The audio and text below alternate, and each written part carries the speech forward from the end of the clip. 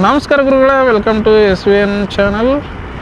ವೀರರು ಇರಬೇಕು, ಶೂರರು ಇರಬೇಕು, ಆಳುವವರು ಇರಬೇಕು, ಆಳುವವನು ಇರಬೇಕು, ಅರಸನೂ ಇರಬೇಕು, ಸೇವಕನೂ ಇರಬೇಕು, ಚಾಣಕ್ಯರು ಇರಬೇಕು, ದಡ್ಡರು ಇರಬೇಕು, ನಿಪುಣರು ಇರಬೇಕು, ನಿಸ್ಸಹಾಯಕರು ಇರಬೇಕು ಅನ್ನುವ ರೀತಿಯಲ್ಲಿ ಬಿಗ್ ಬಾಸ್ ಸೆಲೆಕ್ಷನ್ ಮಾಡಿದಂಥ ಒಂದಿಷ್ಟು ಸ್ಪರ್ಧಿಗಳು ಹಂಗೆ ಕಾಣಿಸ್ತಾ ಇದ್ದಾರೆ.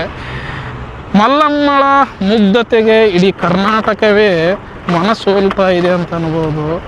ಮಲ್ಲಮ್ಮಳಿಗೆ ಏನು ಗೊತ್ತಿದೆಯೋ ಗೊತ್ತಿಲ್ವೋ ಗೊತ್ತಿಲ್ಲ, ಬಟ್ ಆಡುವಂಥ ರೀತಿ, ಬಂದಂಥ ರೀತಿ, ಮಾತಾಡುವಂಥ ರೀತಿ ಇಡೀ ಕರ್ನಾಟಕ ಮೆಚ್ಕೊಳ್ತಾ ಇದೆ. ಇಂಥವ್ರನ್ನ ಸೆಲೆಕ್ಟ್ ಮಾಡಿದ್ದಕ್ಕೆ ಬಿಗ್ ಬಾಸ್ಗೆ ಬಿಗ್ ಥ್ಯಾಂಕ್ಸ್ ಹೇಳ್ತಾ ಇದ್ದಾರೆ. ಈ ಸಲ ಬೆಸ್ಟ್ ಚಾಯ್ಸ್ ಅಂತಂದರೆ ಮಲ್ಲಮ್ಮ ಅವರಿಗೆ ಹೇಳ್ತಾ ಇದ್ದಾರೆ.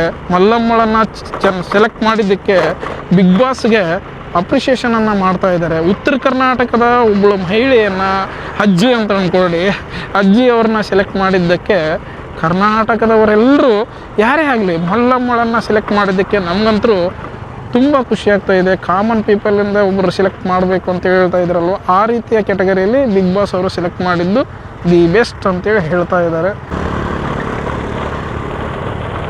ಕಿಚ್ಚ ಸುದೀಪ್ ಅವರ ಮುಂದೆ ಮಲ್ಲಮ್ಮ ಅವರು ಮಾತಾಡಿದಂಥ ಮಾತುಗಳು ಈಗ ಎಲ್ಲರೂ ರೀಲ್ಸ್ ಮಾಡುವಂತೆ ಆಗ್ತಾ ಇದೆ. ಅವರಿಬ್ಬರ ನಡುವಿನ ಕಾನ್ವರ್ಸೇಷನ್. ಕಿಚ್ಚ ಸುದೀಪ್ ಅವರ ಫಿಲಿಮನ್ನು ಯಾವ್ಯಾವ ನೋಡಿದ್ದೀರಿ ಅಂತೇಳಿ ಏನು ಕೇಳಿದ್ರಿ ಕಿಚ್ಚ ಸುದೀಪ್ ಅವರು. ನಾನು ಆವಾಗ ಒಂದು ಫಿಲಿಮ್ ನೋಡಿದ್ದೆ, ಮತ್ತು ಅದಾದಮೇಲೆ ಇವಾಗ ಒಂದು ಫಿಲಿಮ್ ನೋಡಿದ್ದೇನೆ ಅಂತೇಳಿ ಒಂದೆರಡು ಫಿಲಿಮ್ಗಳ ಹೆಸರನ್ನು ಹೇಳಿದ್ರು.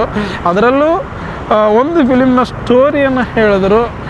ನೋಡಿ, ಮಲ್ಲಮ್ಮ ಹೇಳಿದಂಥ ಮಾತಿಗೆ ಕಿಚ್ಚ ಸುದೀಪ್ ಅವರು ಒಂದು ರೀತಿಯಲ್ಲಿ ರಿಯಾಕ್ಟ್ ಮಾಡಿದ್ರು. ಅಷ್ಟೇ ಕ್ಯೂಟಾಗಿ, ಅಷ್ಟೇ ಮುದ್ದಾಗಿ ಅಪ್ಪಿಕೊಂಡು ಮಾತುಗಳನ್ನು ಆಡಿದ್ರು ಕಿಚ್ಚ ಸುದೀಪ್ ಅವರು.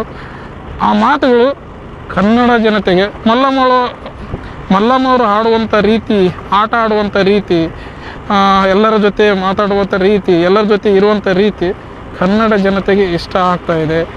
ಯಾವಾಗಲೂ ಜನರು ಡಿಮ್ಯಾಂಡ್ ಮಾಡ್ತಾಯಿದ್ರು ಸೆಲೆಬ್ರಿಟಿಗಳನ್ನು, ಎಲ್ಲೆಲ್ಲೋ ವೈರಲ್ ಆದವ್ರನ್ನ, ಹೆಂಗೆಂಗೋ ವೈರಲ್ ಆದವ್ರನ್ನ, ಮತ್ತಪ್ಪ ಅಂದರೆ ಎಲ್ಲ ಗೊತ್ತಿದ್ದವ್ರನ್ನ, ದುಡ್ಡು ತುಂಬಿದವ್ರನ್ನ, ದುಡ್ಡು ಇಲ್ಲಾರ್ದವ್ರನ್ನ ಹಾಕ್ತಾಯಿದ್ರು. ಬಟ್ ಈಗ ಕಾಮನ್ ಪೀಪಲ್ ಅನ್ನೋ ರೀತಿಯಲ್ಲಿ ಮಲ್ಲಮ್ಮಳನ್ನು ಹಾಕಿರೋದು ನಮ್ಮೆಲ್ರಿಗೂ ಖುಷಿ ತಂದಿದ್ದು. ಬಿಗ್ ಬಾಸ್ ಈ ರೀತಿಯ ಒಂದು ಕೆಲಸಗಳನ್ನು ಮಾಡ್ತಾ ಇರೋದು, ಈ ಸಲದ ಬಿಗ್ ಬಾಸ್ ಮನೆಯೂ ಸಹ ನಮ್ಮೆಲ್ಲರಿಗೂ ಮೆಚ್ಚುಗೆ ಆಗಿದೆ. ಯಾಕೆಂದರೆ ಇಡೀ ಕರ್ನಾಟಕದ ಪರಂಪರೆಯನ್ನು, ಕರ್ನಾಟಕದ ಇತಿಹಾಸವನ್ನು ಎತ್ತಿ ಹಿಡಿಯೋ ರೀತಿಯಲ್ಲಿ ದಸರಾ ವೈಭವವನ್ನು ಕ್ರಿಯೇಟ್ ಮಾಡಿ ಮನೆ ಮಾಡಿರೋದು ಮನೆ ನೋಡೋಕ್ಕೆ ಚೆಂದ ಕಾಣ್ತಾ ಇದೆ. ಕಿಚ್ಚ ಸುದೀಪ್ ಅವರು ಸಹ ಅಷ್ಟೇ ಚೆನ್ನಾಗಿ ಕಾಣ್ತಾ ಇದ್ದಾರೆ. ಈ ಸಲದ ಬಿಗ್ ಬಾಸ್ ಚೆಂದವಾಗಿ ಇದೆ ಅಂಥೇಳಿ ಎಲ್ಲರೂ ಹೇಳ್ತಾ ಇದ್ದಾರೆ.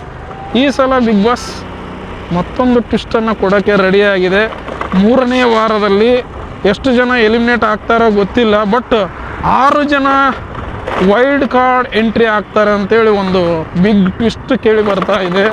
ಅಂದರೆ 3ನೇ ವಾರ ಅನ್ನೋಷ್ಟರಲ್ಲಿ 6 ಜನ ಎಲಿಮಿನೇಟ್ ಆಗ್ತಾರ ಅಥವಾ ಅದಕ್ಕಿಂತ ಜಾಸ್ತಿ ಜನ ಎಲಿಮಿನೇಟ್ ಆಗ್ತಾರೆ. 3ನೇ ವಾರದಲ್ಲಿ ಫೈನಲ್ಗೆ ಹೋಗುವವರು, ಫೈನಲ್ ಟಾಸ್ಕ್ ನಡೆಯುತ್ತೆ ಅಂತೇಳಿ ಏನು ಹೇಳ್ತಾ ಇದ್ದಾರೆ ಅದು ಸತ್ಯ ಅಂತೇಳಿ ಅನ್ನಿಸ್ತಾ ಇದೆ. ಇಬ್ಬರನ್ನ ವೈಲ್ಡ್ ಕಾರ್ಡ್ ಎಂಟ್ರಿ ಮಾಡಿದ್ದು ನೋಡಿದ್ದೀವಿ, ಒಬ್ಬರನ್ನ ವೈಲ್ಡ್ ಕಾರ್ಡ್ ಎಂಟ್ರಿ ಮಾಡಿದ್ದು ಕೇಳಿದ್ದೀವಿ. ಆದರೆ 6 ಜನನ ವೈಲ್ಡ್ ಕಾರ್ಡ್ ಎಂಟ್ರಿ ಮೂಲಕ ಕರೆಸ್ತಾ ಇರೋದು ಏನೋ ಒಂದು ಹೊಸ ಆಟವನ್ನು ಬಿಗ್ ಬಾಸ್ ಮಾಡ್ತಾ ಇದ್ದಾರೆ. ಹೇಳಿದ್ರಲ್ಲ ಮೊದಲನೇ ಪ್ರೇಮ್ನಲ್ಲಿ, ನೀವು ಅಂದ್ಕೊಂಡ ರೀತಿಯಲ್ಲಿ ಈ ಸಲದ ಬಿಗ್ ಬಾಸ್ ಇರುವುದಿಲ್ಲ, ಬೇರೆಯೇ ಇರುತ್ತೆ ಅಂತೇಳಿ ಆ ರೀತಿಯಲ್ಲಿಯೇ ಪ್ಲ್ಯಾನ್ಗಳನ್ನು ಮಾಡಿಕೊಂಡಿದ್ದಾರೆ. ಟ್ವಿಸ್ಟ್ ಮೇಲೆ ಟ್ವಿಸ್ಟ್, ಟ್ವಿಸ್ಟ್ ಮೇಲೆ ಟ್ವಿಸ್ಟ್ ಕೊಡ್ತಾ ಇದೆ ಬಿಗ್ ಬಾಸ್.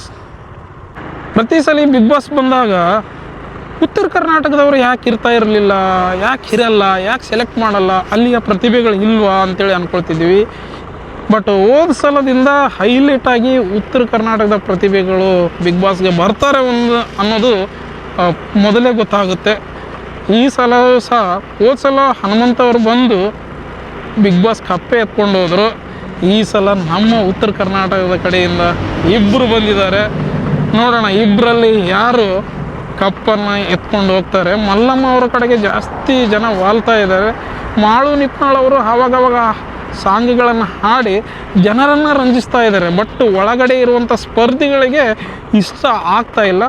ಮಾಳು ನಿಪ್ನಾಳ್ ಅವರು ಸ್ವಲ್ಪ ಅಲ್ಲಿರುವಂಥ ಸ್ಪರ್ಧಿಗಳ ಜೊತೆಯಲ್ಲಿ ಹೊಂದಾಣಿಕೆಯಾಗಿ ಮಾತುಗಳನ್ನು ಆಡಿ ಇದೇ ರೀತಿ ಹಾಡುಗಳನ್ನು ಹಾಡ್ತಾ ರಂಜಿಸಿದ್ರು ಅಂದರೆ ಪಕ್ಕ ಅವ್ರನ್ನೂ ಸಹ ಫೈನಲ್ಗೆ ತರ್ತಾರೆ ನಮ್ಮ ಉತ್ತರ ಕರ್ನಾಟಕದ ಮಂದಿ.